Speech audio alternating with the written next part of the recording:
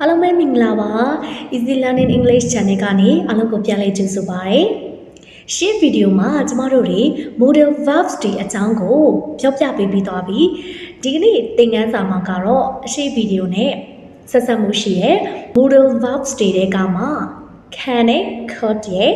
will နဲ့ would ရဲ့သူတို့နှစ်ခုတွေရဲ့ပေါ့နော်ကွာခြားချက်တွေအသုံးပြုပုံတွေကိုအသေးစိတ်လေးအကျယ်တွင်ရှင်းပေးသွားမှာဖြစ်တဲ့ဒီ modal verbs အမျိုးအစားတွေမှာပါဝင်တဲ့ can နဲ့ could ဆိုလို့ရှိရင်လေသုံးတဲ့နေရာတွေကိုဘယ်လိုနေရာတွေမှာသုံးရမလဲဆိုတာလေးကိုရှင်းပြပေးမယ်နောက်တစ်ခုကတော့ will နဲ့ would ပေါ့နော်ဒါဆိုရင်တော့အစလေးဆုံးထိကြည့်ပေးပါအောင်ရှင်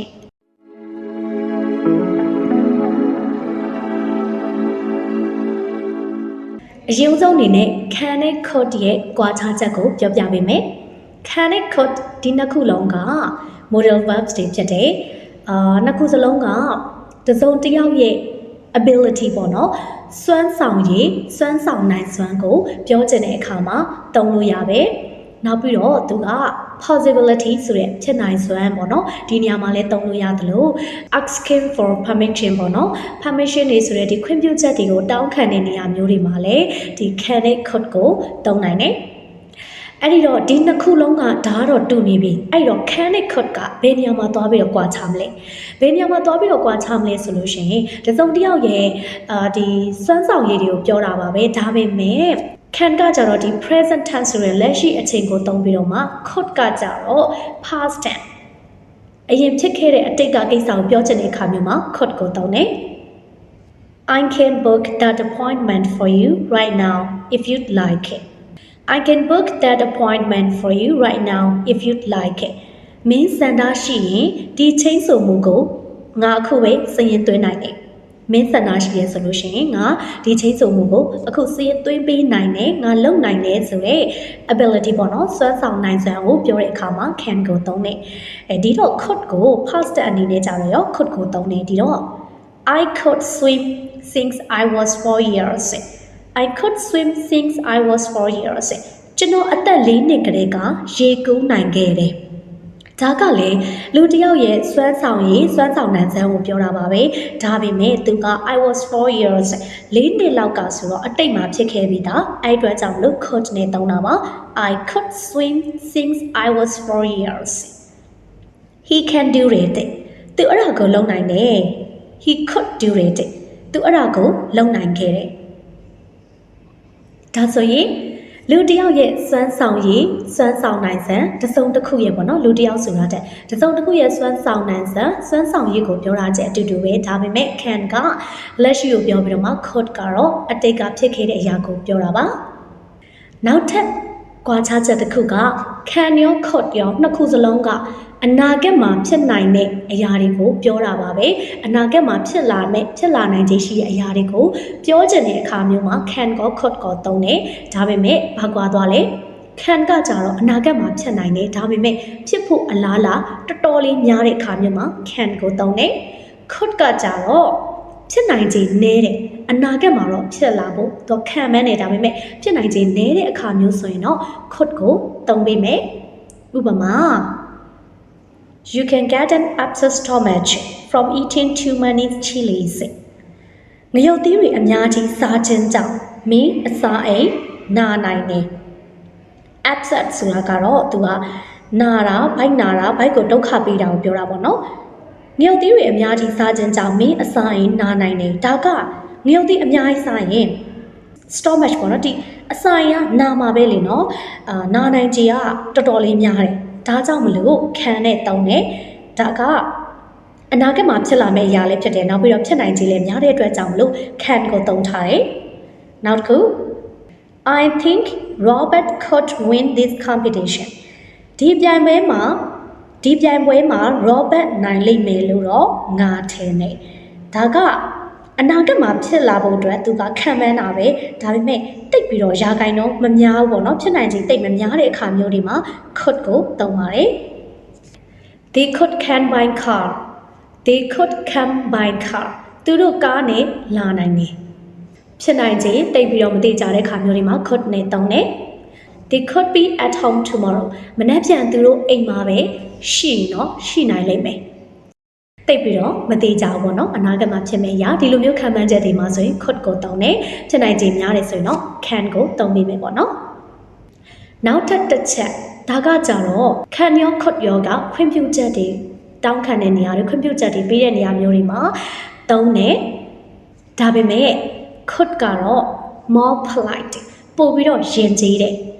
ဥပမာကြည့်မယ် Can we get ice cream after homework Can we get ice cream after homework အိမ်စာတွေပြီးရင်ကျွန်တော်တို့ ice cream ရေခဲမုတ်ရနိုင်မလားဒီလိုမေးတာထက် could နဲ့မေးရင်တော့ပို့ပြီးတော့ယဉ်ကျေးတာပေါ့နော်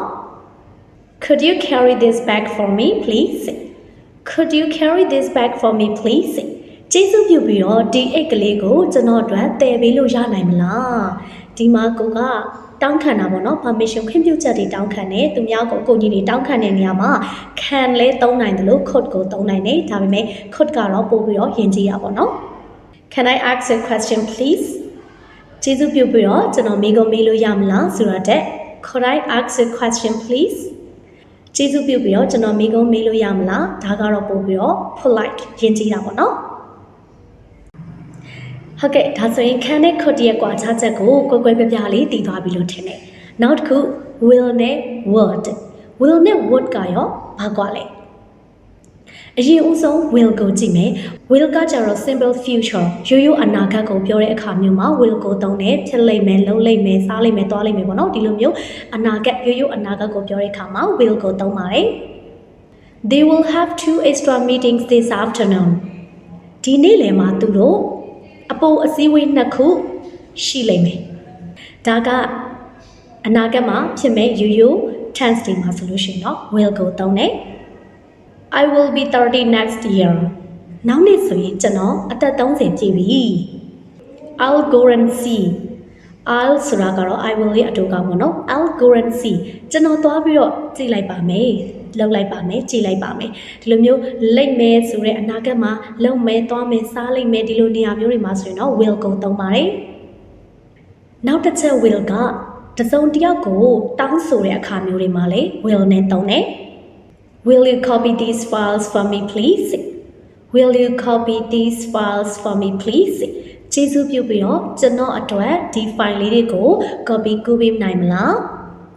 ဒီလိုမျိုးတောင်းဆိုတဲ့နေရာမျိုးတွေမှာလည်း will ကိုသုံးတယ်နောက်ထပ်ကကြတော့ will ကို promise တွေပြီးလို့ရှိရင်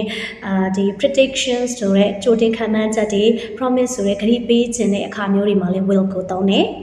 ဥပမာ I will remember you ငါမင်းကိုသတိရနေမှာပါ I will remember you ငါမင်းကိုသတိရနေမှာဒါကကတိပေးလိုက်တာငါမင်းကိုသတိရနေမှာပါ Don't worry Dad will soon come and help you Don't worry စိတ်မပူပါနဲ့ Dad will soon come and help you အဖေကမကြခင်လာပြီးတော့မင်းကိုကူညီပါလိမ့်မယ်ဒီနေရာမှာကကြတော့ဒါကကြိုတင်ခံမှန်းချက်ပေါ့နော်ကြိုတင်ခံမှန်းချက်လို့လည်းပြောလို့ရတယ်ဒါကဂတိတစ်ခုအနေနဲ့တော့ပြောလို့တော့မရဘူးပေါ့နော်နောက်တစ်ချက် will ကို conditional sentence တွေမှာဆိုရင်သုံးတယ် conditional ဆိုတာကတော့အခြေအနေကိုပြတဲ့စာကြောင်းတွေမှာဆိုရင်သုံးတယ်ဘယ်လိုစာကြောင်းတွေလဲဆိုတော့ We will go to swim if the weather is good We will go to swim if the weather is good ရာသီဥတုကောင်းရင်ကျွန်တော်တို့ရေသွားကူးလိမ့်မယ်ရေသွားကူးမယ်လို့ပြောတာပေါ့နော်ရာသီဥတုကောင်းခဲ့ရင်ရေသွားကူးမယ်မကောင်းရင်တော့မကူးဘူးဒီလိုမျိုးပေါ့နော်အခြေအနေပြတဲ့ sentence တွေမှာဆိုရင်လည်း will ကိုသုံးတယ် You will pass the exam if you study well You will pass the exam if you study well မင်းကောင်းကောင်းစာလုပ်ရင်ကောင်းကောင်းလေးစာကြိုးစားရင်တော့ you will pass the exam မင်းစာမေးပွဲအောင်မယ်ဒါကလည်းအခြေအနေကိုပြတာပဲပေါ့နော်ကြိုးစားရင်အောင်မယ်မကြိုးစားရင်မအောင်ဘူးဒီလိုနေရာမျိုးတွေမှာဆိုလို့ရှိရင်လည်း will ကိုသုံးပါတယ်ကဲဒါဆိုရင် will ကိုအသုံးပြုပုံ၄နေရာကိုပေါ့နော်ပြောပြပေးခဲ့ပြီးပြီဒီတော့ would နဲ့နိုင်ရှင်မယ် would ကိုကြတော့ရောဘယ်လိုနေရာတွေမှာသုံးလဲ would က will ရဲ့ past tense အနေနဲ့သုံးတယ်ပထမဆုံးတစ်ချက်နော် will ရဲ့ past tense အနေနဲ့သုံးတယ်Jack said he would finish the work the next day. Jack said he would finish the work the next day. နောက်နေ့ကျရင်အလုပ်ပြီးလိမ့်မယ်လို့ Jack ကပြောခဲ့တယ်။ဒီမှာကြည့်လိုက် Jack said ဂျက်ကပြောခဲ့တယ် he will finish သူပြီးလိမ့်မယ်လို့ဒီဟာကသူကပြောခဲ့ပြီးသားအတိတ်မှာပြောခဲ့တာဖြစ်တဲ့အတွက်ကြောင့်မလို့ would နဲ့သုံးရပါတယ်ဒီညမှာပေါ့နော် Jack said he will finish solution เนาะသုံးလို့မရပါဘူးဒါ grammar အရဆိုရင်တော့သုံးလို့မရဘူးတချို့လည်းသုံးနေကြတာတော့တွေ့ရပါတယ်မှန်တယ်မှားတယ်ဆိုတာတော့အတိအကျကြီးတော့ဆုံးဖြတ်လို့မရဘူးဒါပေမဲ့ grammatical အရ solution เนาะ Jack said solution he would လို့သုံးရမှာပါအတိတ်ကိုပြောတယ်ဆိုလို့ရှိရင်တော့ would နဲ့သုံးပြရမှာဖြစ်တယ် Jack said he would finish the work the next day Mary said she would write a song Mary ကပြောခဲ့တယ်ကျွန်တော်တို့စီကိုမကြခင်သူမစာရေးလိုက်မယ်လို့မဖြစ်တော့မဖြစ်သေးဘူးပေါ့နော်လိုက်မယ်ဒါပေမဲ့သူမကပြောခဲ့တဲ့စကားထဲမှာပါသွားပြီးသားဖြစ်တဲ့အတွက်ကြောင့်မလို့ would နဲ့သုံးရတာဖြစ်ပါတယ်နောက်တစ်ချက် would ကကြတော့ will ထပ်ဆန်ရင်ပို့ပြီးတော့ရင်းရင်းကြီးကြီးနဲ့တောင်းဆိုတဲ့အခါမှာ will စာ would ကိုသုံးပေးပါ Would you like some juice juice အချုပ်လိုချင်ပါသလား juice နည်းနည်းလိုရှိပါသလားဒီနေရာမှာ will နဲ့လည်းသုံးနိုင်တယ်เนาะခုနကတော့ရှေ့မှာပြောပြီးသားလေ will ကတောင်းခံတဲ့နေရာတွေမှာဆိုရင်သုံးနိုင်တယ်ဆိုပေမဲ့ would ကပို့ပြီးတော့ယဉ်ကျေးပါတယ် It's hot in here Would you mind opening the window It's hot in here ဒီမှာအတော်ပူတာပဲ Would you mind opening the window ကျေးဇူးပြုပြီးတော့ဒီပရင်းပေါက်ကိုပေါ့နော်ဖွင့်ပေးလို့ရမလားဒီလိုနေရာမှာတောင်းခံတဲ့အခါမျိုးမှာ would ကိုသုံးပါတယ်ဒါကပို့ပြီးတော့ယဉ်ကျေးတာပေါ့နော်ဒီကနေ့မှာတော့ modal verbs တွေကမှအတုံးလုံးမှားနိုင်တဲ့ can နဲ့ could will နဲ့ would ရဲ့ကွာခြားချက်တွေကိုပြောပြပေးခဲ့တာဖြစ်ပါတယ်ရှင်အားလုံးကလေ့လာရတာအဆင်ပြေကြမယ်လို့ထင်ပါတယ်မရှင်းလင်းတာရှိတယ်ဆိုလို့ရှိရင်လည်းဒီဗီဒီယိုရဲ့ comment box လေးမှာရေးသားပြီးတော့မှမေးနိုင်ပါတယ်ရှင် Easy Learning English Channel လေးကိုလည်း subscribe လုပ်ခဲ့ပေးပါဦးနော်ဘေးနားခေါင်းလောင်းလေးကိုလည်းနှိပ်ထားပေးပါအောင်ရှင်အားလုံးပဲ bye bye